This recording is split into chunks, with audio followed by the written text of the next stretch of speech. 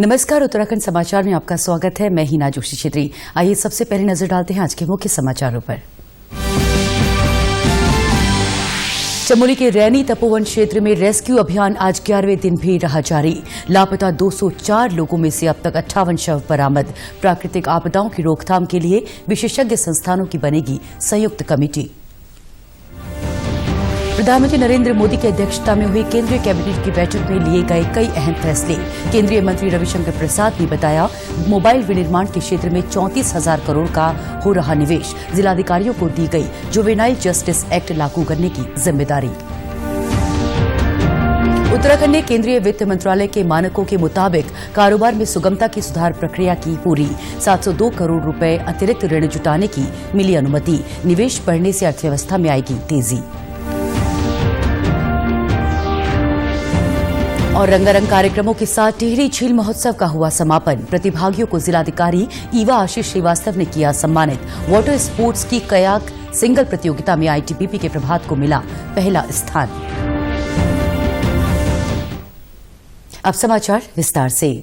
चमोली के रैनी तपोवन क्षेत्र में राहत बचाव अभियान आज 11वें दिन भी जारी रहा। आपदा में लापता 204 लोगों में से अब तक 58 शव और 26 मानव अंग बरामद किए जा चुके हैं। इसमें से 30 शवों और 1 मानव अंग की शिनाख्त की जा चुकी है। जिन शवों की शिनाख्त नहीं हो पाई है, उन सभी के डीएनए संरक्षित किए गए हैं। तपोवन प्रोजेक्ट की टनल से आज पंप लगाकर पानी निकाला जा रहा है ताकि रेस्क्यू कार्य में तेजी लाई जा सके। जिलाधिकारी स्वाति भदौरिया ने बताया कि तपोवन में बैराज स्थल के दोनों तरफ से मलबा हटाने का काम जारी है। बैराज के दूसरे छोर से अप्रोच रोड बनाकर पोकलैंड मशीन से नदी के बहाव को बैराज में जाने से रोका गया है ताकि यहां पर दलदल और मलबे को साफ कर लापता लोगों की तलाश की जा सके।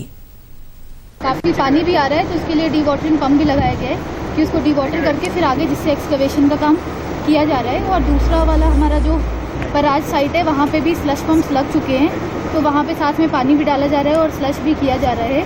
और थोड़ी सी हार्ड जगह मिली है, एक जो एनडीआरएफ को भी भेजा गया था कल, वहाँ पे उन्होंने मैनुअली भी ढूंढ खोज काफ़ी करी है और वो अब थोड़ी सी हार्ड हो गई है, जिसमें शायद जेसीबी जा पाए, तो उसमें भी हम लोग एक बार डाल कर भी देखेंगे। और बाकी रैनी वाली साइड में भी लगातार काम चल रहा है और आज मशीन नदी के दूसरे साइड भी क्रॉस करा दी गई है, जिससे उधर भी ढूंढ खोज का कार्य जारी है। रैनी गांव के पास भी शवों की तलाश के लिए सर्च ऑपरेशन लगातार जारी है। ऋषिगंगा पावर प्रोजेक्ट के बैराज और टनल के ऊपरी क्षेत्र में फैले मलबे में भी लापता लोगों की खोजबीन की जा रही है। नदी के तटीय क्षेत्रों में एनडीआरएफ की टीम तलाशी अभियान में जुटी हुई है। यहां मूलभूत सुविधाएं भी बहाल की जा चुकी हैं। प्रभावित परिवारों को अब तक 548 राशन किट, 45 सोलर लाइट बांटे गए हैं। अब तक कुल 1,516 लोगों का उपचार किया जा चुका है। साथ ही आपदाग्रस्त क्षेत्रों में सैनिटाइजेशन कराया जा रहा है। पीने के पानी को क्लोरीन के जरिए साफ किया जा रहा है। मृत पशुओं को दफनाए गए स्थानों पर ब्लीचिंग पाउडर का छिड़काव करने के निर्देश दिए गए हैं। उत्तराखंड के हिमालयी क्षेत्र में आने वाली प्राकृतिक आपदाओं की रोकथाम और पर्यावरण संरक्षण के अध्ययन के लिए विशेषज्ञ संस्थानों की संयुक्त कमेटी बनाई जाएगी। ये कमेटी आपदा से निपटने में प्रदेश सरकार को हर तरह की तकनीकी जानकारी देगी। चमोली आपदा को लेकर देश भर के महत्वपूर्ण तकनीकी और अनुसंधान संस्थानों के वैज्ञानिकों के साथ वीडियो कॉन्फ्रेंसिंग के जरिए संयुक्त बैठक हुई। बैठक में मुख्य सचिव ओम प्रकाश ने बताया कि आपदा प्रभावित क्षेत्र में बनी प्राकृतिक झील के पानी के निकासी के लिए लगातार संतुलित तरीके से काम किया जा रहा है। उन्होंने उत्तराखंड अंतरिक्ष उपयोग केंद्र यानी यूसैक के निदेशक डॉक्टर एमपी बिस्ट की रिपोर्ट का हवाला भी दिया। रिपोर्ट में कहा गया है कि झील में कई जगहों से पानी की निकासी हो रही है। इससे किसी भी तरह के संकट की कोई आशंका नहीं है। मुख्य सचिव ने इस दौरान नेहरू पर्वतारोहण संस्थान, एसडीआरएफ, आईटीबीपी और यूसैक के निदेशक को संयुक्त रूप से झील वाले क्षेत्र की रेकी करने और रिपोर्ट देने के निर्देश दिए। प्रधानमंत्री नरेंद्र मोदी की अध्यक्षता में हुई केंद्रीय कैबिनेट की बैठक में कई अहम फैसले लिए गए। केंद्रीय मंत्री रविशंकर प्रसाद ने बताया कि कैबिनेट ने टेलीकॉम सेक्टर के लिए प्रोडक्शन लिंक्ड इंसेंटिव को मंजूरी दे दी है। टेलीकॉम सेक्टर के लिए पीएलआई को आज कैबिनेट ने मंजूरी दी है। आप एक बात जान लें कि भारत में जो टेलीकॉम के इक्विपमेंट जानते हैं, वो इक्विपमेंट कई प्रकार के होते हैं, जिसमें कोर कंपोनेंट होते हैं, स्विचिंग डिवाइस होते हैं, फिर आपके एक्सेस नेटवर्क वायरलेस इक्विपमेंट होते हैं, कई चीजें होती हैं। इसका 50,000 करोड़ का यहां पर इंपोर्ट होता है, बाहर से आते हैं। तो हमें इसको ऑफसेट करना था और make in India telecom equipments में आगे बढ़े। अब 5G के इक्विपमेंट्स आएंगे, बाकी आएंगे, तो इसके लिए हमें इंसेंटिव देना जरूरी था। उन्होंने बताया कि मोबाइल विनिर्माण क्षेत्र में 34,000 करोड़ रुपए का निवेश हो रहा है। आने वाले दिनों में इससे हजारों लोगों को रोजगार मिलेगा। प्रतिभा कितनी बड़ी है कि हमने मोबाइल लिंक इंसेंटिव PLI को अप्रैल 2020 में अनाउंस किया था यहीं पर, जबकि कोरोना अपने चरम गति पर था और जुलाई 31 उसका लास्ट डेट था अप्लाई करने का। उस समय भी corona was very very deadly, I would say. इसके बावजूद दुनिया की टॉप कंपनियां और भारत की कंपनियां आई और उन्होंने 10 लाख करोड़ का मोबाइल बनाने का अपने एप्लीकेशन में दावा किया। 7 लाख करोड़ के एक्सपोर्ट का प्रावधान रखा। केंद्रीय मंत्री स्मृति ईरानी ने बताया कि juvenile justice care and protection act 2015 में संशोधन के प्रस्ताव को स्वीकार कर लिया गया है। हर जिले में डिस्ट्रिक्ट मजिस्ट्रेट को अधिकार दिया जाएगा कि JJ एक्ट को लागू करने के लिए जिम्मेदार एजेंसी काम को मॉनिटर करे। हर जिले में अब डिस्ट्रिक्ट मैजिस्ट्रेट, जिसमें एडिशनल डिस्ट्रिक्ट मैजिस्ट्रेट भी सम्मिलित होंगे, उनको अब अधिकार दिया जाएगा कि जो एजेंसीज JJ एक्ट के इम्प्लीमेंटेशन के लिए जिम्मेदार हैं, उनकी फंक्शंस को मॉनिटर करे डिस्ट्रिक्ट मैजिस्ट्रेट। उत्तराखंड ने वित्त मंत्रालय द्वारा निर्धारित मानकों के अनुसार ईज ऑफ डूइंग बिजनेस की सुधार प्रक्रिया पूरी कर ली है। इसके साथ ही गुजरात और उत्तर प्रदेश भी इस सूची में शामिल हो गए हैं। ईज ऑफ डूइंग बिजनेस सुधारों को सफलतापूर्वक पूरा करने वाले राज्यों की संख्या बढ़कर 15 हो गई है। उद्योग और आंतरिक व्यापार संवर्धन विभाग से सिफारिश प्राप्त होने पर व्यय विभाग ने इन 3 राज्यों को खुले बाजार से 9,905 करोड़ रुपए जुटाने की अनुमति दी है। इसमें उत्तराखंड की अतिरिक्त ऋण सीमा 702 करोड़ रुपए तय की गई है। कारोबार में सुगमता देश में निवेश के अनुकूल कारोबार के माहौल का महत्वपूर्ण सूचक है। कोविड-19 महामारी के दौरान पैदा हुई चुनौतियों से निपटने और जरूरी संसाधन जुटाने के लिए केंद्र ने राज्यों की ऋण लेने की सीमा उनकी GSDP की 2% तक बढ़ा दी थी। इस विशेष विधान की आधी रकम राज्यों के नागरिक केंद्रित सुधारों से जुड़ी थी। सुधारों के लिए 4 क्षेत्रों की पहचान की गई थी, जिसमें एक राष्ट्र एक राशन कार्ड प्रणाली लागू करना, ईज ऑफ डूइंग बिजनेस सुधार, अर्बन लोकल बॉडी सुधार और ऊर्जा क्षेत्र में सुधार शामिल है। अभी तक 18 राज्यों ने इन 4 निर्धारित सुधारों में से कम एक सुधार किया है। टिहरी झील महोत्सव का आज समापन हो गया। महोत्सव के दूसरे दिन की शुरुआत योग के साथ हुई। स्थानीय लोक कलाकारों ने गीत संगीत की प्रस्तुति दी। साहसिक खेलों के प्रतिभागियों को जिलाधिकारी ईवा आशीष श्रीवास्तव, विधायक डॉक्टर धन सिंह नेगी, जिला पंचायत अध्यक्षा सोना सजवान ने स्मृति चिन्ह और पुरस्कार देकर सम्मानित किया। वाटर स्पोर्ट्स की कयाक सिंगल प्रतियोगिता में ITBP के प्रभात ने पहला स्थान हासिल किया। कयाक महिला प्रतियोगिता में पूजा चौहान ने पहला स्थान हासिल किया। कयाक युगल में UKRC की टीम पहले स्थान पर रही। कनोइंग सिंगल प्रतियोगिता में ITBP के गोविंद पहले, RWSC के सुल्तान दूसरे और ITBP के T जॉनसन तीसरे स्थान पर रहे। कनोइंग पुरुष युगल में ITBP की टीम प्रथम रही। कनोइंग महिला प्रतियोगिता में विचित्रा गुप्ता पहले और तरनीजा गुप्ता दूसरे स्थान पर रही। महोत्सव में राज्य की प्रसिद्ध लोक गायिका मीना राणा ने गढ़वाली भजन गाकर मंत्रमुग्ध किया।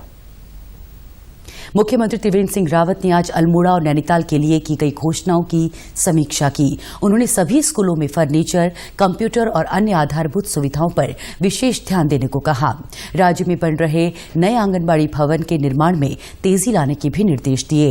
लोक निर्माण विभाग को उन्होंने पुलों के निर्माण कार्यों में तेजी लाने के निर्देश दिए। इसके लिए एक ब्रिज सेल बनाने को भी कहा। मुख्यमंत्री ने कहा कि गर्मियों को देखते हुए पेयजल से जुड़ी घोषणाएं जल्द पूरी की जाएं। जानकारी दी गई कि अल्मोड़ा में 164 सीएम घोषणाओं में से 102 घोषणाएं पूरी हो चुकी हैं, जबकि 62 पर काम चल रहा है। नैनीताल में 147 सीएम घोषणाओं में से 95 घोषणाएं पूरी हो चुकी हैं, जबकि 52 पर कार्य जारी है।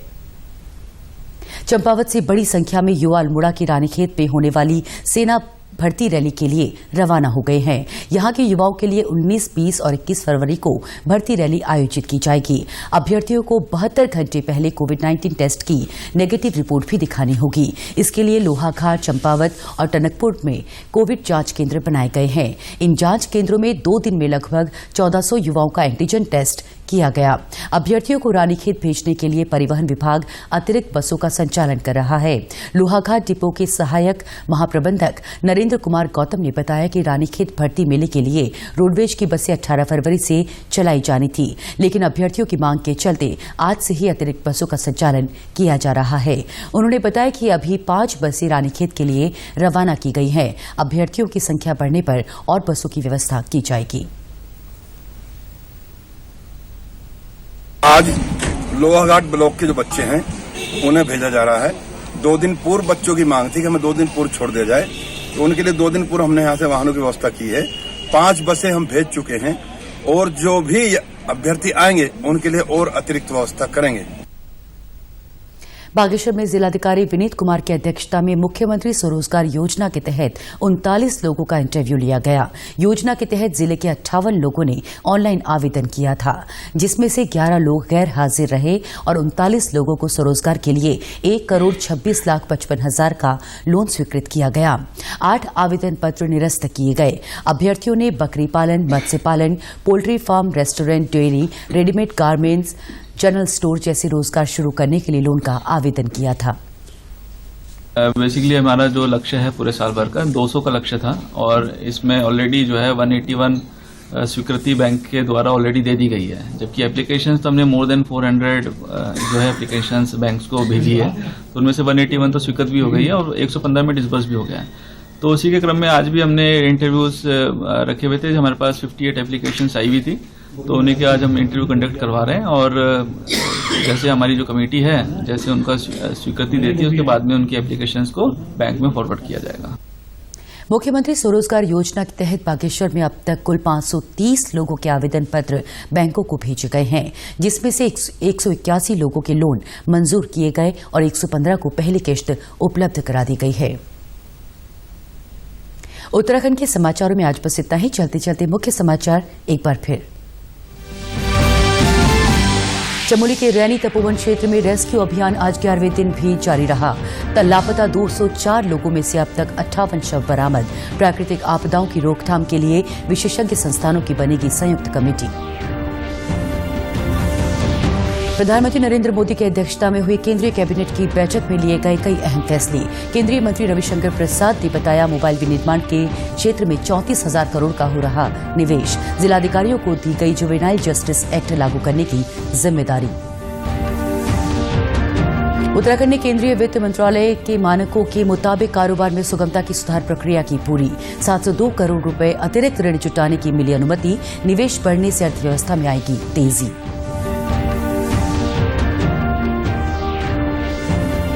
और रंगारंग कार्यक्रमों के साथ टिहरी झील महोत्सव का हुआ समापन। प्रतिभागियों को जिलाधिकारी इवा आशीष श्रीवास्तव ने किया सम्मानित। वाटर स्पोर्ट्स की कयाक सिंगल प्रतियोगिता में आईटीबीपी के प्रभात को मिला पहला स्थान।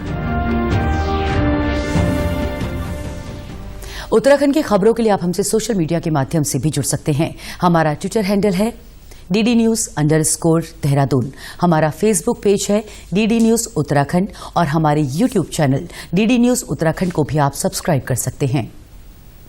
कोरोना संक्रमण से बचने के लिए मास्क का अनिवार्य रूप से और सही ढंग से प्रयोग करें। साथ ही सामाजिक दूरी का ख्याल रखें। नियमित रूप से हाथ धोएं और याद रखें, कोरोना को हराना है, मास्क जरूर लगाना है। नमस्कार।